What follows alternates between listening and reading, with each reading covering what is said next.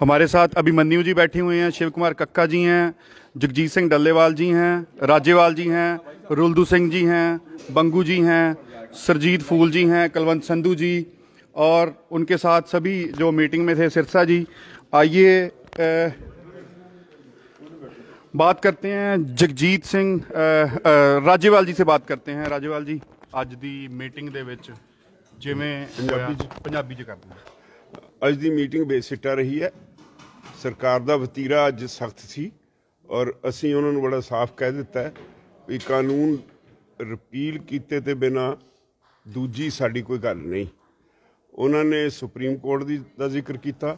ਅਸੀਂ ਬੜੇ ਸਪਸ਼ਟ ਸ਼ਬਦਾਂ 'ਚ ਕਹਿ ਦਿੱਤਾ ਵੀ ਇਕੱਲਾ ਕੰਸਟੀਟਿਊਸ਼ਨਲ ਵੈਲਿਡਿਟੀ ਦਾ ਮਸਲਾ ਨਹੀਂ, किसानों के भविख का सवाल है। बहुत सारे मुद्दे दे नाल जुड़े ने। सुप्रीम कोर्ट को ये दखल नहीं देना चाहिए और असी सरकार जदों तक सरकार ये रिपील नहीं करती असी इत्थों उठ के नहीं जावांगे। और इस तरह असी ये भी बड़ा साफ कह दिता भी 26 तारीख का साडा जिहड़ा प्रोग्राम वो अटल है। या तो सरकार तो पहला इन्हों रिपील कर दे ते नहीं फिर ਜਿਹੜਾ ਅੰਦੋਲਨ ਉਹ ਜਾਰੀ ਰਹੇਗਾ। ਧੰਨਵਾਦ ਜੀ। ਹੁਣ ਗੱਲ ਕਰਦੇ ਹਾਂ ਜੀ ਕੁਲਵੰਤ ਸੰਧੂ ਜੀ, ਤੁਹਾਡੇ ਵਿਚਾਰ ਜੀ। ਅੱਜ ਜੀ ਸਰਕਾਰ ਦੀ ਬੇਈਮਾਨੀ ਸੀਗੀ। ਪਿਛਲੀ ਮੀਟਿੰਗ ਵਿੱਚ ਸਾਨੂੰ ਨਹੀਂ ਕਿਹਾ ਸੀਗਾ ਕਿ ਤਿੰਨਾਂ ਕਾਨੂੰਨਾਂ ਬਾਰੇ ਸਾਨੂੰ ਕਈ ਲੋਕਾਂ ਨਾਲ ਵਿਚਾਰ ਵਟਾਂਦਰਾ ਕਰਨਾ ਪੈਣਾ। ਅਸੀਂ ਤੁਹਾਨੂੰ 8 ਦੀ ਮੀਟਿੰਗ ਦੱਸਾਂਗੇ। ਅਸੀਂ ਉਹਨਾਂ ਕੀ ਵਿਚਾਰ ਵਟਾਂਦਰਾ ਕੀਤਾ, ਉਹ ਕਹਿਣ ਲੱਗੇ ਜੀ ਮੈਜੋਰਟੀ ਕਿਸਾਨ ਅਤੇ ਮੈਜੋਰਟੀ ਸਟੇਟਾਂ ਹੱਕ 'ਚ ਆ, ਜਦ ਕਿ ਉਹਦਾ ਝੂਠ ਆ। एक जथेबंदी इन्होंने छड्ड के एक भी जथेबंदी नहीं हिंदुस्तान की जिहड़ी सपोर्ट करती होवे उन्होंने वतीरे वांग ही फिर किसान जथेबंदियां वतीरा उदों भी सख्त सी। उन्होंने सानू कहा भी कोर्ट च आओ 11 नूं, असीं कहंदे डेली बेस ते सुनवाई करके फैसला कर दो। तो फिर साडे बुलारे ने राजेवाल साहब ने कहता भी सुप्रीम कोर्ट साडे खिलाफ भी फैसला कर दे तां भी साडा अंदोलन खत्म नहीं होगा। प्रतिक्रम लेने सरजीत फूल जी का। फूल साहब, जो अज खेती मंत्री ने अंदर ये गल कही है कि कानून रद्द नहीं करांगे, ਉਹਦੇ ਉੱਪਰ ਤੁਹਾਡਾ ਕੀ ਪ੍ਰਤੀਕਰਮ? देखो जी, ਸਾਡਾ ਸਾਰੀਆਂ ਜਥੇਬੰਦੀਆਂ ਦਾ ਪ੍ਰਤੀਕਰਮ ਇਹੀ ਹੈ। ਅਸੀਂ ਉੱਥੇ ਵੀ ਕਿਹਾ ਵੀ ਰਿਪੀਲ ਤੋਂ ਉਰੇ ਕੋਈ ਗੱਲ ਨਹੀਂ ਕਰਨੀ। ਅਸੀਂ ਘੱਟੋ ਘੱਟ ਜਦੋਂ ਥੱਲੇ ਵੀ ਆ ਗਏ ਸੀ ਅਸੀਂ ਕਿਹਾ ਵੀ ਨਾ ਅਸੀਂ ਗੱਲ ਕਰਾਂਗੇ, ਨਾ ਅਸੀਂ ਲੰਗਰ ਖਾਵਾਂਗੇ ਉਹਨਾਂ ਚਿਰ, ਨਾ ਅਸੀਂ ਚਾਹ ਪੀਵਾਂਗੇ ਜਿੰਨਾ ਚਿਰ ਤੱਕ ਇਹਦੇ ਬਾਰੇ ਆਪਦਾ ਸਪਸ਼ਟ ਫੈਸਲਾ ਨਹੀਂ ਦਿੰਦਾ। ਫਿਰ ਉਹਨਾਂ ਨੇ ਉੱਪਰ ਆ ਕੇ ਸਾਨੂੰ ਇਹ ਗੱਲ ਕਹੀ ਹੈ ਵੀ ਜਾਂ ਤਾਂ ਫਿਰ ਕੋਰਟ ਵਾਲਾ ਰਾਹ ਅਪਣਾ ਲਓ ਜਾਂ ਫਿਰ ਤੁਸੀਂ ਕੋਈ ਗਰੁੱਪ ਬਣਾ ਲਓ, ਇਨਫਾਰਮਲ ਗਰੁੱਪ 5-7 ਬੰਦਿਆਂ ਦਾ।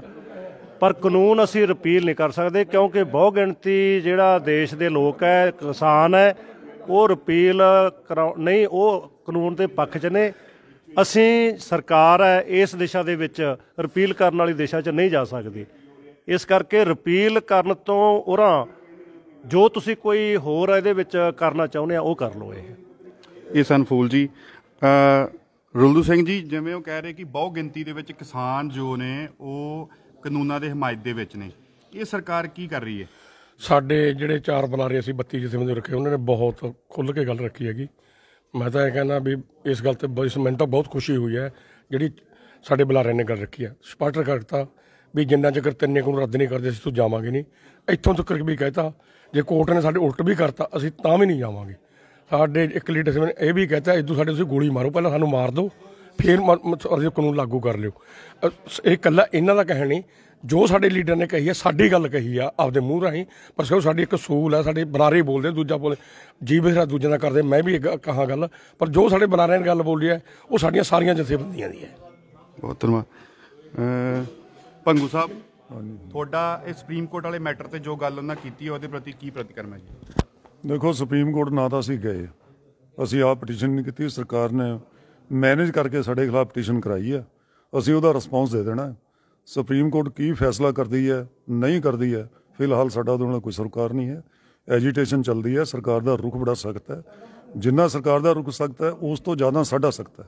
असी अपनी एजीटेशन नूं होर इंटेंसीफाई कर ਲਈ 26 जनवरी का एक्शन है उस नूं कामयाब कर ਲਈ पूरा जोर लावांगे और सरकार नूं मजबूर करांगे वो इन्होंने रिपील करे, MSP के कानून बनावे। सुप्रीम कोर्ट जो करती है, सुप्रीम कोर्ट का साडा कोई बहुता वास्ता नहीं है, ना साडे मेरे ख्याल बाइंडिंग है। आओ जी गल करते हैं सरदार जगजीत सिंह डल्लेवाल जी, उन्हों का इस सारे विषय के प्रति की विचार? देखो, जी अज ਮੀਟਿੰਗ ਹੋਈ ਹੈ ਬੜੀ ਸਪਸ਼ਟ ਹੀ ਇਹ ਗੱਲ ਹੈ। ਤਾਂ ਅੱਜ ਦੀ ਮੀਟਿੰਗ ਹੈ ਜਿਹੜੀ ਬਿਲਕੁਲ ਬੇਸਿਕ ਹੈ। ਇਸ ਮੀਟਿੰਗ ਦੇ ਵਿੱਚੋਂ ਕੁਝ ਨਹੀਂ ਨਿਕਲਿਆ।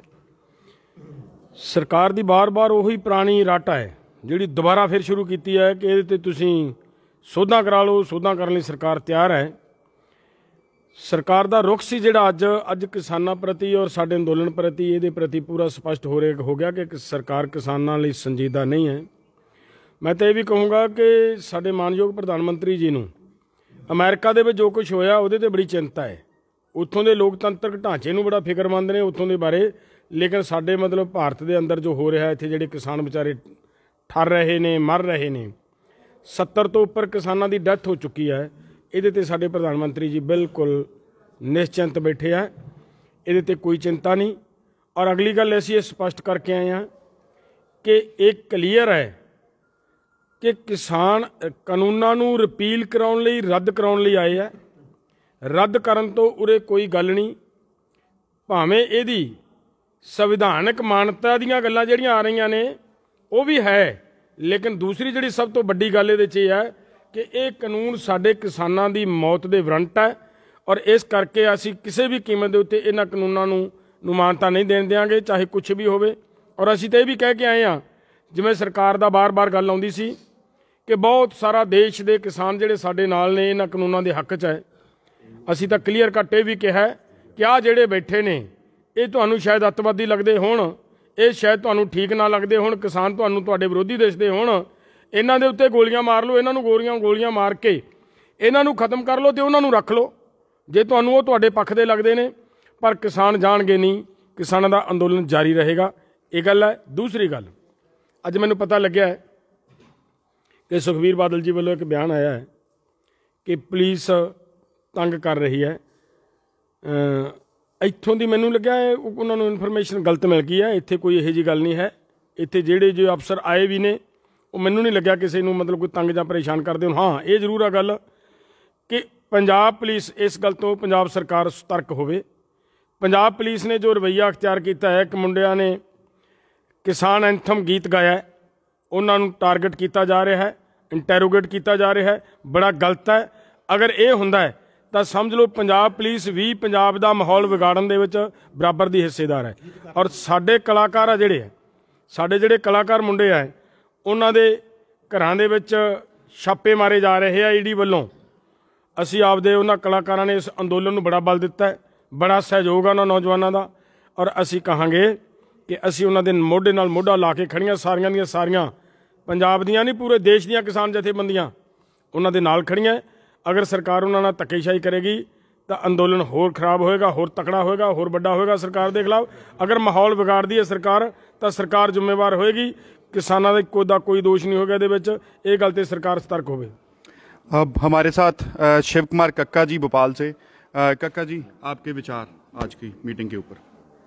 देखिए, 9 राउंड जो बैठक हुई है उस बैठक में केवल 3 काले कानून पर हमारे नेताओं ने सबने विषय रखा है। सरकार 3 काले कानून के आसपास घूमती रही है। 9 राउंड में कोई भी नतीजा निकालने में सरकार असमर्थ रही है। साथ में ऊपर से ये तोहमत कि किसान का रवैया अड़ियल है, सरकार का रवैया अड़ियल है, ये बात स्पष्ट होती है कि 9 राउंड में भी सरकार इसको सुलझा नहीं सकी है। और ये अड़ियल रवैया सरकार का है, हमारा बिल्कुल अड़ियल नहीं है। जो कानून इस देश के अन्नदाता को नहीं चाहिए उसको आप जबरिया देकर क्या संदेश देश को देना चाहते हैं? आज भी वही वार्ता हुई है, वही चर्चा हुई है, सरकार ने उसी बात को फिर से रखा है, उसको हम लोगों ने नकार दिया है और स्पष्ट संदेश दे दिया है कि जब तक ये 3 काले कानून आप रद्द नहीं करेंगे आंदोलन हमारा चलता रहेगा। 70 किसान हम खो चुके हैं और कितनी लाशें आपको चाहिए ये हमने सरकार को कहा है। सरकार संवेदनहीन है, संवेदनशीलता बिल्कुल नहीं दिखा रही है, अलोकतांत्रिक है। पूरे आंदोलन में मैं खास तौर से लोकतंत्र की दुहाई दे रहे हैं हमारे मंत्री जी। हम लोकतंत्र को खोज रहे हैं कि लोकतंत्र कहाँ खो गया है। धन्यवाद। अभिमन्यु जी, जो मंत्री ने बयान दिया है कि बहुगिनती में जो किसान इसके समर्थन में हैं, इसके ऊपर आप क्या कहना चाहते हैं? देखिए, अभी सरकार के कुछ प्रवक्ता कह रहे थे कि 93 लाख किसानों ने उनको समर्थन दिया है। अभी कुछ दिन पहले जब आरटीआई लगाई गई तो आरटीआई के जवाब में सरकार कहती है हमारे पास ऐसा कोई डाटा ही नहीं है, तो सरकार देश को गुमराह क्यों कर रही है? अभी कुछ दिन पहले ये दावा किया गया सरकार द्वारा कि हरियाणा के 1 लाख किसानों ने उन्हें समर्थन दिया। जब हमने उनकी जांच पड़ताल की तो मालूम चला 116 FPO के नाम लिख के दे गए, और वो फार्मर्स प्रोड्यूसिंग ऑर्गेनाइजेशन जो कहीं पे एग्जिस्ट नहीं करते हैं। फिर कहा गया कि पंजाब के 3 लाख किसानों ने समर्थन दे दिया। जो व्यक्ति ये समर्थन की वो चिट्ठी लेके गया था, जब उसकी जांच पड़ताल की तो मालूम चला वो बीज बनाने वाली कंपनियों और पेस्टिसाइड बनाने वाली कंपनियों के लिए बिचौलिए का काम करता है। तो सरकार ये बात समझे कि अन्नदाता आज यहां बैठा है, और सरकार क्या कोशिश कर रही है? सरकार कोशिश कर रही है कि दूसरे राज्यों में किसान को ढूंढ ले। आज पूरे देश का किसान एकजुट है और वो अपनी लड़ाई जीत के ही वापस जाएगा, अन्यथा वापस नहीं जाएगा।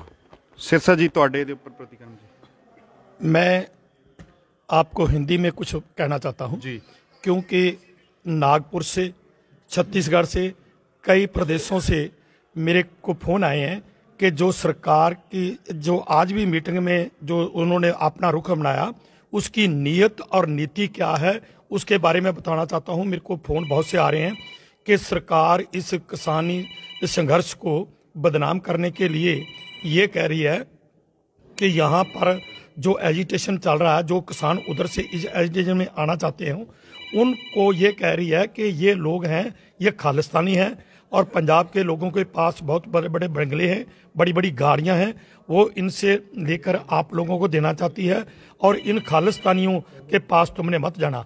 वो हमारे को इसलिए हमारा भंडी प्रचार कर रही है। ये आज की मीटिंग से सरकार की जो नीयत और नीति है ये स्पष्ट हो गया है कि ये किसानों के प्रति कोई भी सहानुभूति नहीं रखती। धन्यवाद। ਹੁਣ ਗੱਲ ਕਰਦੇ ਹਾਂ ਜੀ, ਸਾਡੇ ਨਾਲ ਬੈਰਾਮ ਕੇ ਜੀ ਦੀ ਹੋਗੀ ਜੀ। ਬਸ ਸੰਧੂ ਸਾਹਿਬ 1 ਮਿੰਟ ਦੇ ਵਿੱਚ ਜੀ। हाँ वेखो, ये साडे लीडर ने जोड़ा अंदर कहा, ये भी इत्थों तक भी कहता भी असी गुरु तेग बहादुर दे जाए हैं। उन्होंने इत्थे शरीर कटाया जुल्म के विरुद्ध। साडे गुरु गोबिंद सिंह ने सारा परिवार जोड़ा वा आ रहा वा, साडे लोग आरियां नाल चराए गए। साडा ये जज्बा पुराना कहम है, असीं उन्ना चिर नहीं जाना जिन्ना चिर साडे रिपील नहीं कीते जांदे। बाकी जिहड़ा तुसीं उज्जां लाउंदे जे सारा कुछ गलत आ। कोई किसान तुहाडे नाल, एक भी किसान नहीं सारे देश का। तुसीं एवें सारा झूठ मारदे, झूठ दियां पंडां तुसीं लख 2 लाख दियां चुक्की फिरदे जे। किसान जथेबंदियां सारियां साडे नाल ने, किसान साडे नाल आ। ਇਹ ਉਹਨਾਂ ਦਾ ਅਸੀਂ ਝੂਠ ਦਾ ਪਲਾਂਦਾ ਫੁੱਲ। ਇਹ ਸੀ ਜੀ ਸਾਂਝਾ ਜਥੇਬੰਦੀਆਂ ਦਾ ਫੈਸਲਾ ਜੋ ਤੁਹਾਡੇ ਤੱਕ ਪਹੁੰਚ ਚੁੱਕਿਆ ਤੇ ਇਵੇਂ ਹੀ ਅੱਗੇ ਅਸੀਂ 26 ਤਰੀਕ ਵਾਲੇ ਸੰਘਰਸ਼ ਨੂੰ ਤੇਜ਼ ਕਰਾਂਗੇ ਤੇ ਵੱਧ ਤੋਂ ਵੱਧ ਉਹਦੇ ਉੱਪਰ ਅਪੀਲ ਕਰਾਂਗੇ। ਟਰੈਕਟਰ ਟਰਾਲੀਆਂ ਸਾਰੇ ਇੱਥੇ ਆਉਣ ਤਾਂ ਜੋ 26 ਮਾਰਚ ਨੂੰ 26 ਜਨਵਰੀ ਨੂੰ ਅਸੀਂ ਇੱਥੇ ਜਿਹੜਾ ਟਰੈਕਟਰ ਮਾਰਚ ਕਰ ਸਕੀਏ। ਧੰਨਵਾਦ।